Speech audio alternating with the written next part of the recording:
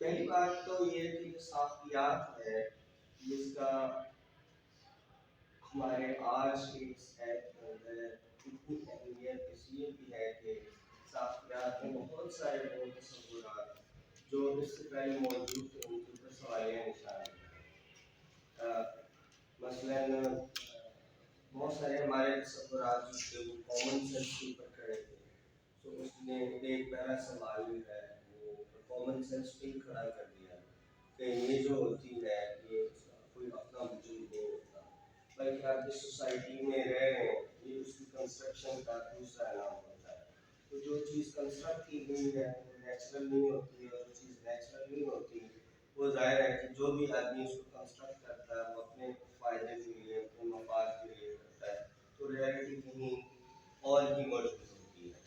اور سوسائٹی جو ہے وہ ہمیشہ ہائپر ریئلٹی کے اوپر چل رہی ہوتی ہے، یا جس کو ہم تشکیلی حقیقت کہہ سکتے ہیں اس کو فالو کرتی ہے، لیکن جو حقیقی معنوں میں حقیقت ہے وہ کہیں پیچھے چلی ایک جگہ سے معلومات دوسری جگہ منتقل کرتے ہیں۔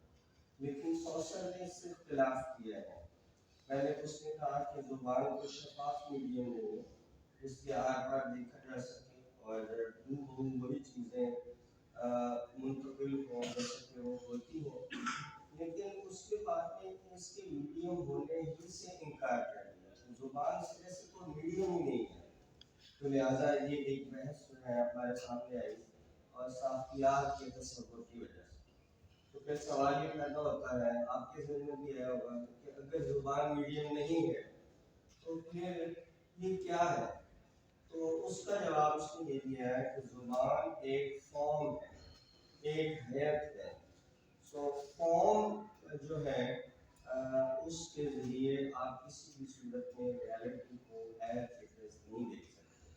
تو زبان حقیقت کو منتقل کرنے کا کام نہیں کرتی، بلکہ حقیقت کو چھپا لیتی ہے اپنی فارم کے اندر۔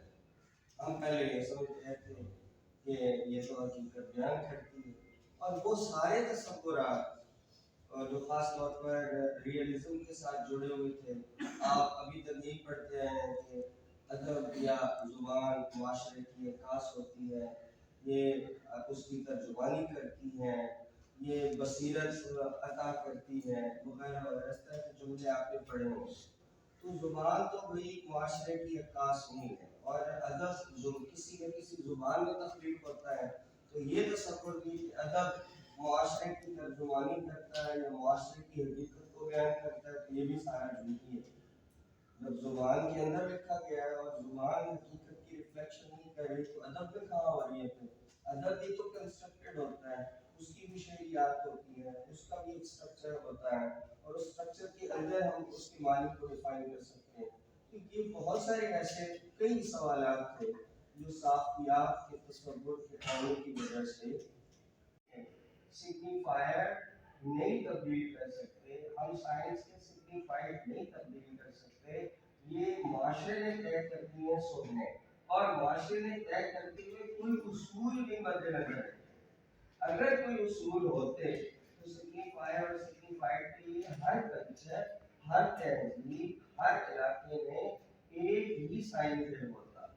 اگر درخت یہاں درخت ہے تو یورپ کے اندر بھی ویسے ہی درخت ہوتا ہے، لیکن یہاں جو لفظ ہے وہ لفظ یورپ کے اندر ویسا نہیں ہے۔ یہاں جو کنسیپٹ مثال کے طور پر یہ بوتل ہے، یہ بوتل کا تصور ہے، تو یہاں اس کے لیے جو سگنیفائر بنایا گیا وہ وہاں نہیں ہے۔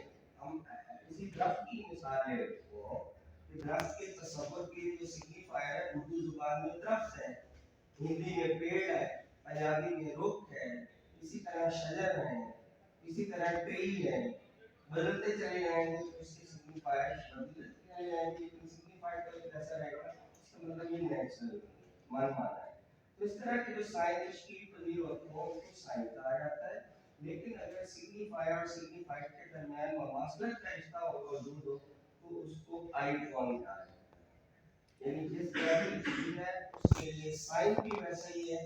تو پھر ایسے سائن کو جوناتھن بولر نے آئیکن کہا ہے۔ آئیکن آپ نے دیکھے ہوں گے کہ اس کی مشابہت موجود ہوتی ہے۔ اسی طرح ایک انڈیکس ہوتا ہے، इंडेक्स सिग्निफायर और सिग्निफाइड के दरमियान एक लॉजिकल रिलेशन मौजूद होता है लाजिम और मलजूम का। जैसे धुएं और आग के दरमियान लाजिम और मलजूम रिश्ता है, जुबान नहीं है या कम्युनिकेशन का कोई जरिया नहीं है। इसके साथ साथ जो इसके सिंटेक्स के रूल्स हैं, नाहवियात जो हैं, अगर उस पर आप अबूर नहीं रखते तो फिर गाया कि उन लफ्ज़ों को दरमियान जो इर्तिबात और इंसिलाफ का सिलसिला है वो नहीं आप कायम कर सकते। इस तरह सॉसर ने जुबान की दो जो पहलू हैं उस पर ज़्यादा जोर दिया है। एक पहलू जिसको उसने नाम दिया है पैराडिग्मेटिक का, और दूसरा पहलू उसने नाम दिया है सिंटैग्मेटिक का। सिंटैग्मेटिक का ताल्लुक सिंटेक्स के साथ है, लैंग्वेज की जो सिंटेक्स है उसके साथ इसका ताल्लुक बनता है कि लफ्ज़ एक दूसरे के साथ किस रब्त के साथ जुड़ते हैं। और उर्दू में फ़ाइल कहाँ आएगा, फ़ेल कहाँ आएगा, मफ़ूल कहाँ आएगा, हुरूफ कहाँ इस्तेमाल होंगे, इमदादी फ़ेल किस जगह पर आएगा, तो ज़ाहिर है एक पूरी ग्रामर या उसूल व ज़वाबित का सिलसिला है।